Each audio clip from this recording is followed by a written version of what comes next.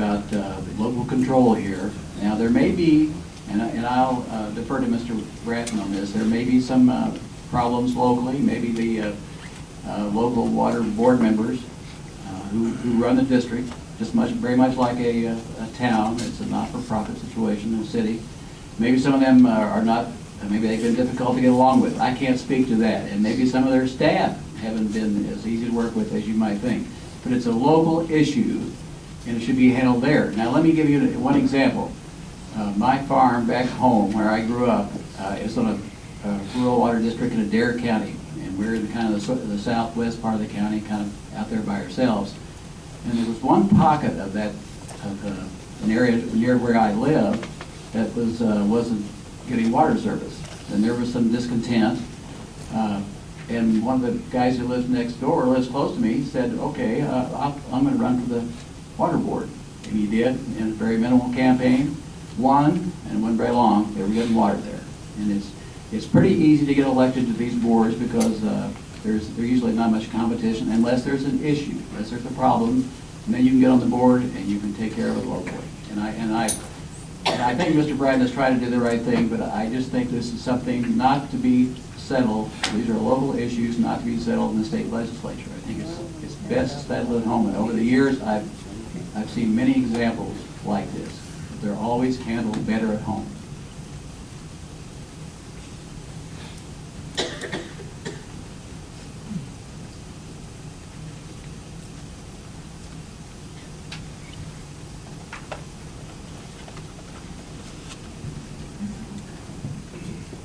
I've got a question right quick. So what do you think are the serious ramifications that this bill poses? Well, because the needs of the different districts are so varied that, this could lead to additional charges for all members. You're going to have to subsidize one customer here, or eventually more, and somebody's going to have to pay for this, because these are not-for-profit water districts supposed to be operated just to survive and provide reliable water. So I think that's one of the things. Another thing is, it could be a dangerous precedent that we're going to try to run local governments. It could be cities, could be school districts, but that's the way it was set up for the local people to run. If they're dissatisfied, elect new people. Okay, so that being said, then, do you have an issue with allowing somebody to drill their own well and use their own water? I have no issue at all, and that's a county thing. And maybe DNR, but no, that's not our issue. Okay. We have no prohibition on that. Okay. All right. It should be handled locally. I don't know. Well, and I can kind of understand that too, but it's also our responsibility to protect our citizens. So Sure. When you've got sounds to me like it looks like we've got commissioners maybe run amok or something with the county health ordinance, that's the issue really. But Representative Fitzpatrick. To comment, please, Mr. Chair. To me, it's a property rights thing. I don't care if it's local or not. I think that the first section of the bill, I have a hard time mandating that, the utility pay half the cost, but I would definitely support ensuring that somebody on a certain size piece of land has the right to drill a well, especially if the water line's going to have to be extended. I think what I'm gathering is that your opposition is based on That's right. Okay, but beyond that, I think that if this bill could be amended to just guarantee that somebody in this situation has the right to drill a well, I think that's a good bill and something that I think most people, or I could definitely support it. Hell, I'd vote consent on something like that, because to me it's a property rights thing. And coming in, somebody moving in from in the witness's situation, that she shouldn't have to run for the water board to be able to get water to her house. That's just not it may be easy, but it takes time, and it's not a reasonable solution when she's faced with the potential of having to move out of her house and into an apartment complex. So to me, ensuring that they have that right to use their property in that way, is a good way to go forward. And I hope, hopefully we can do a substitute or something and we can punch this thing out of here. Thanks. Representative Love. To inquire, please.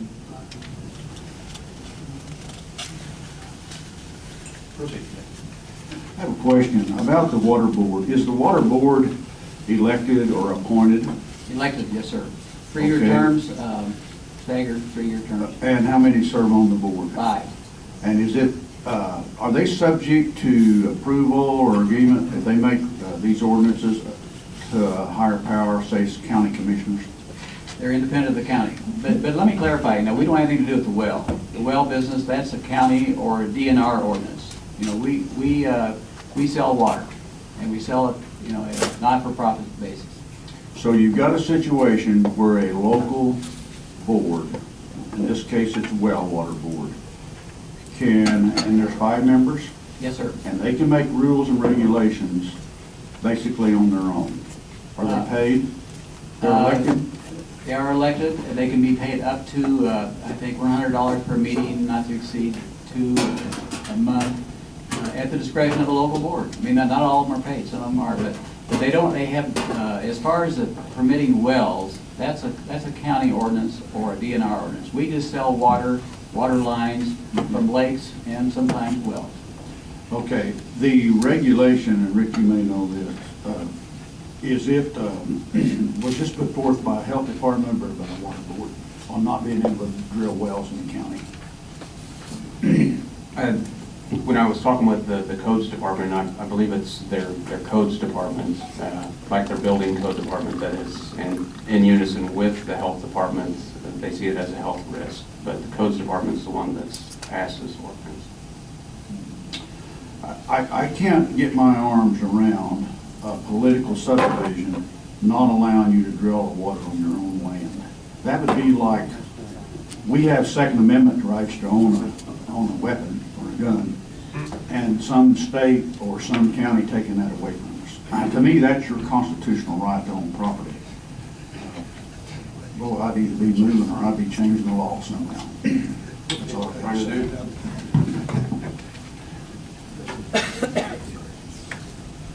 Representative Justice.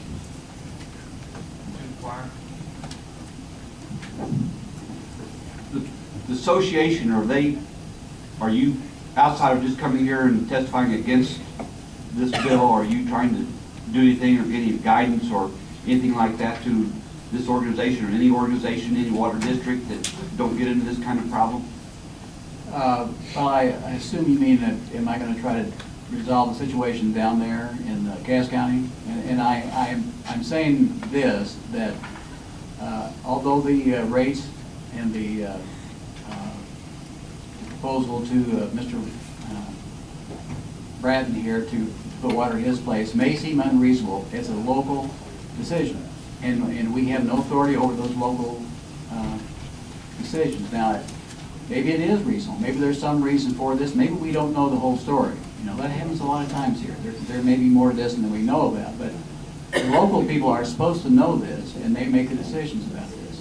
But no, we try to give advice for local districts and how to maybe get along and follow the law and public, you know, open meetings laws and this kind of thing. But as far as, we don't try to get involved in their local decisions. Mr. Chairman, I'd like to comment on something also. And I don't know the circumstances of this, but I'm a little familiar with water districts and things like that in my line of business. And sometimes when it costs almost as much to run like a 2-inch line as it may a 6-inch line or 8-inch line, except for the cost of the line. And I don't know the reasons or the circumstances, but sometimes it's better that if you're running a line to the property, that you don't go with just what's going to supply that property, because there may be some growth that's going to happen in that area, but that didn't address, say it'll be $20,000 to $63,000, whatever it was. But there's more circumstances of just providing water to a individual house sometimes when a water district is running water to a certain place. Thank you. Can I respond to that? Well, and I understand that, and, you know, for fire protection and things like that, having to keep with 8-inch main, that way you have the proper water to put out a fire, and I understand that. But what my bill's trying to address is the fact of me having to say that I can tap in right here, but in order to tap in right here, I gotta carry my water main all the way to the other end of my property. That's what I'm trying to stop is me having to overbuild for future development of that water line. And that's what's happening, and that's what I would like to stop, is, you know, to make it to where you can tap in at the nearest point on that property. And if somebody else wants to carry that, if a developer wants to develop on down the way, years from now, well, then that should be on them, not on me having to do that as an individual. And that's what's occurring, and that's the intent of this. Now, if we've got to modify and fix language to do that, this was just my rough draft of trying to get something fixed for, you know, these problems. So. And I appreciate you saying that, because it's just like lots of times, the more information you have, you know, understanding, and I understand completely what you're saying, and been not in water, but in sewer or something similar in a project that we've been involved in. We were basically having to build a sewer line to provide capacity for everybody that might possibly come through, and we were just right there, and I mean, I understand what you're saying. But, I mean, there's both sides of the story, and what you're saying makes sense. Thank you. Any others? Just to clarify before I leave here, we have nothing to do with the wells. I mean, we have nothing to do about drilling wells and prohibiting you from drilling a well. No. The second part of this bill is a totally different issue. Right. One thing that I might like, maybe if you could pass along, maybe somebody needs to do a little bit better job of giving out estimates as to what the cost is going to be. Because you know, you go from 20,000 to 63,000.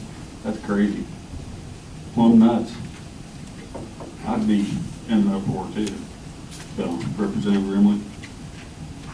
Yeah, I was just wondering, do you know if that county is a member of your association? You know, I know that some of the water districts down there are, and I believe, I think there's at least 10 water districts in that county. And I'm pretty sure that if this is district number 10 or number 9, I believe they are members, yes. Okay. I think it might be good if you could get with them or somebody talk with them and kind of find out where they're at on some of this stuff and get the information that, you know, we could work together to come out really good. Right, and I think that's already happened, but. Okay. Anyone else wishing to inquire? Representative Schultz.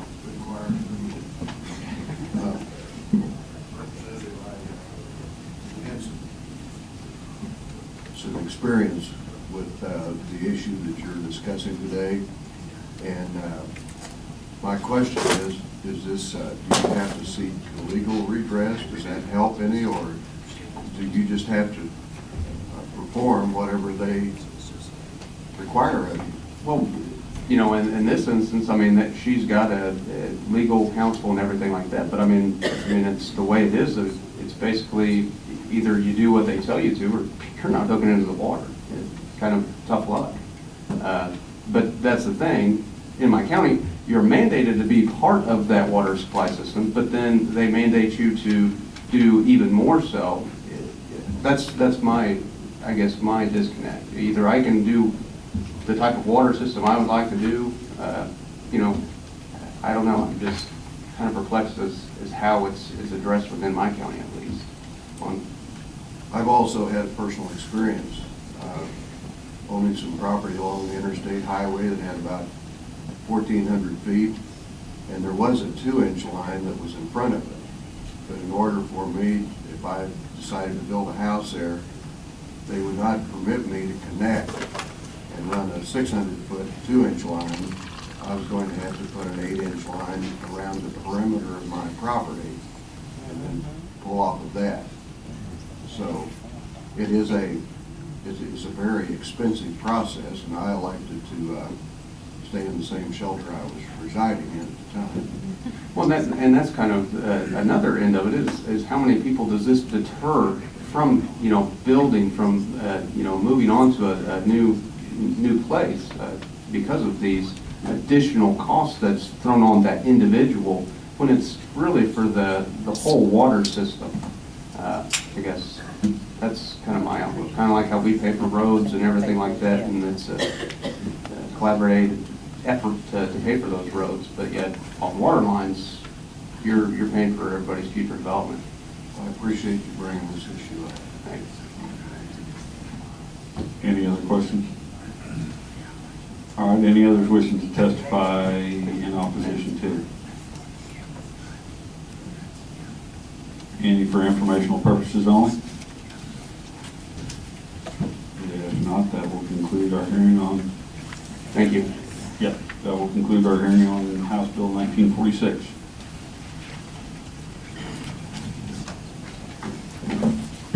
All right, we will now begin our hearing on HCR 38.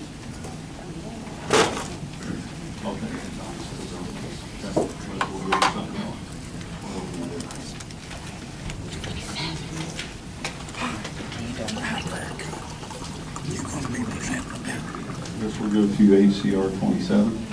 Very good.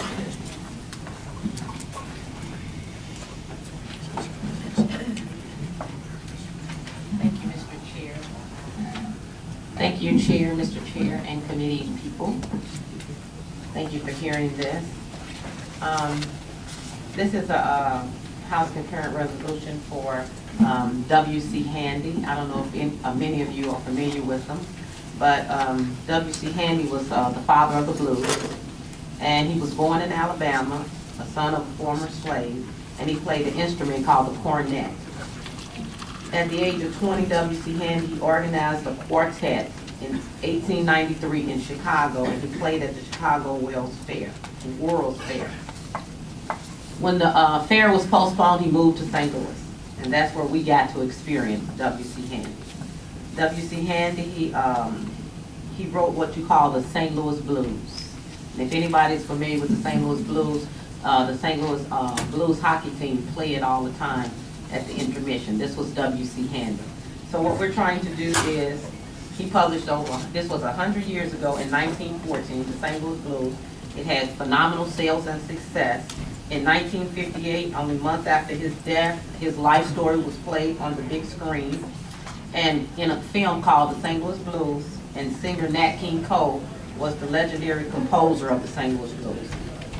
So what we're trying to do now is, there's a larger-than-life bronze statue that's going to be erected of W.C. Handy and placed at the National Blues Museum in downtown St. Louis.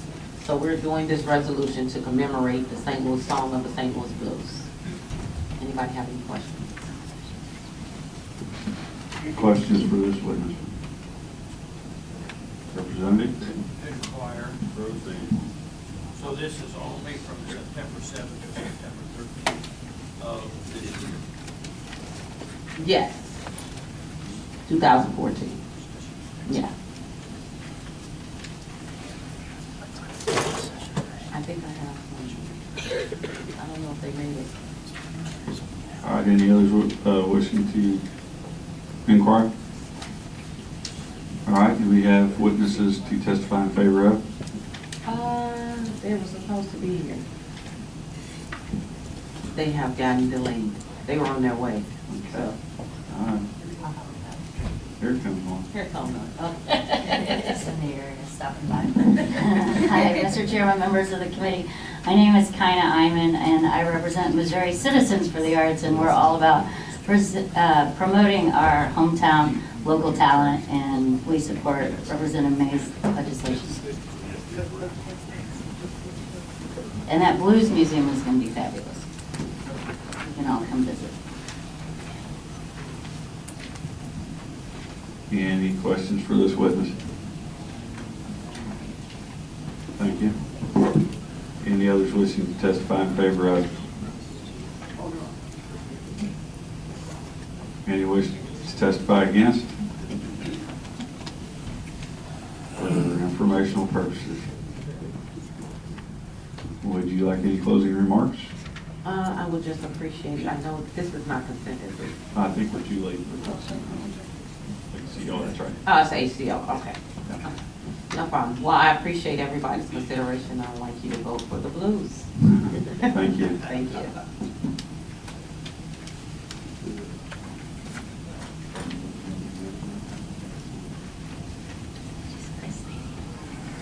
We will now hear House Bill 1929, Representative Austin. Proceed whenever you're ready.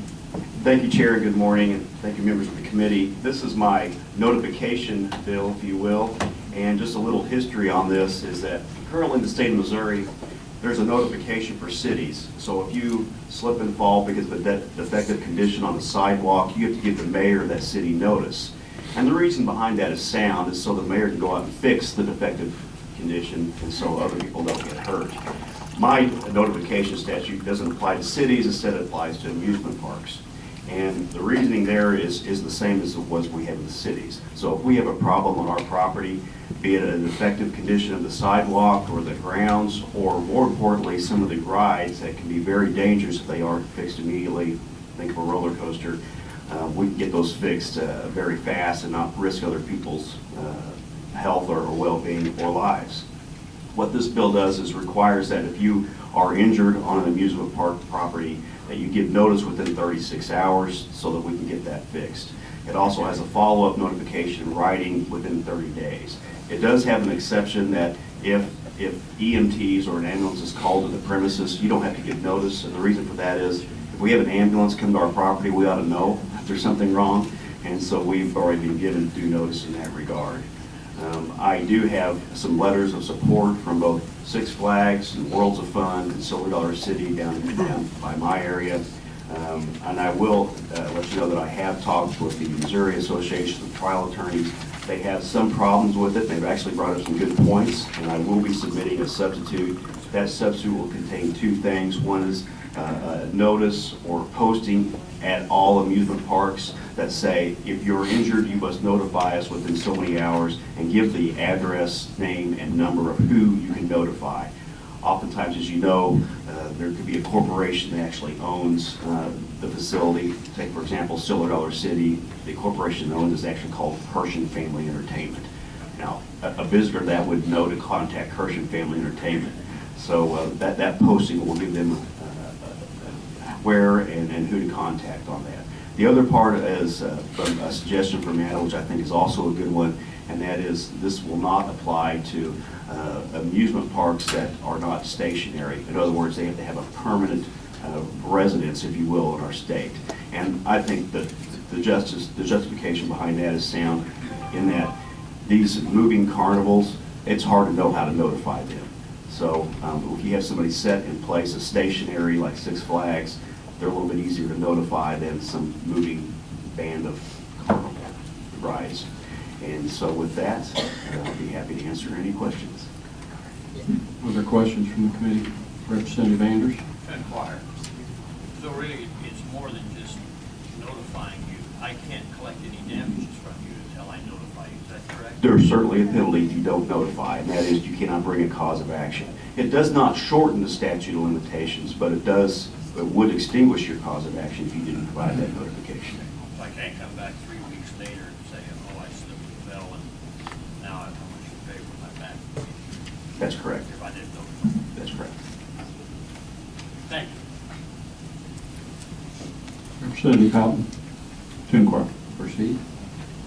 You, last little comment you made about the traveling carnivals. Right. It kind of peeved me a little bit. They surely have a home address somewhere, don't they? Well, they should have a registered agent.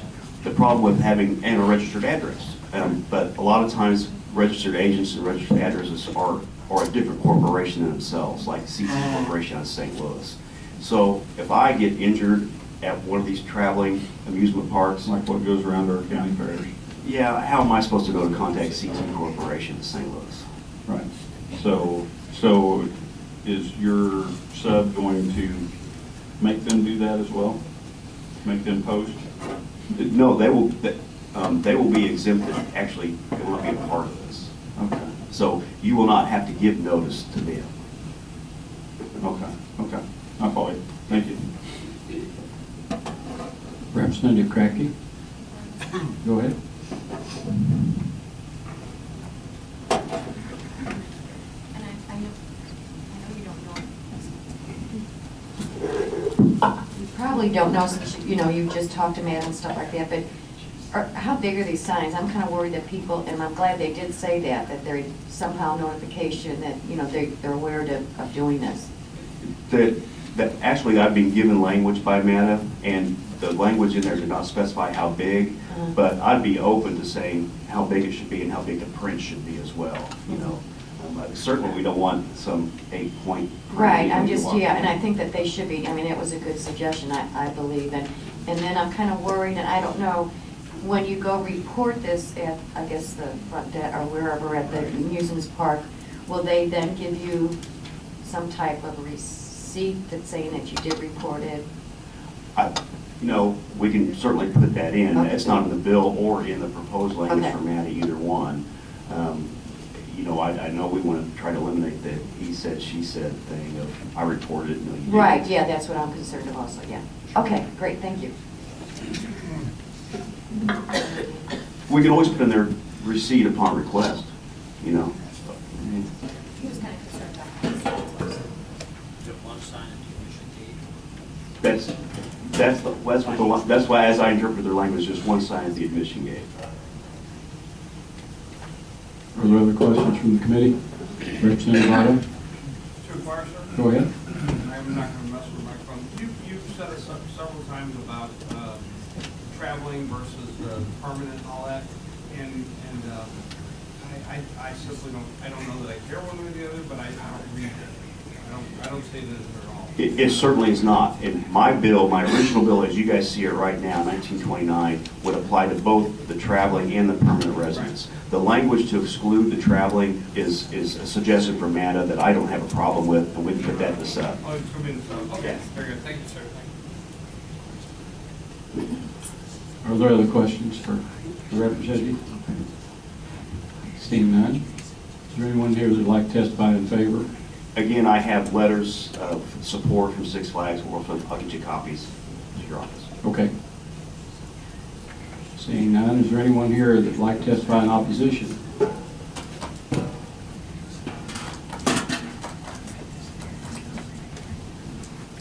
Mr. Chairman, members of the committee, I'm Leanne Madsen. I'm a registered lobbyist for the Missouri Association of Trial Attorneys, and we have been in conversation about many of these issues.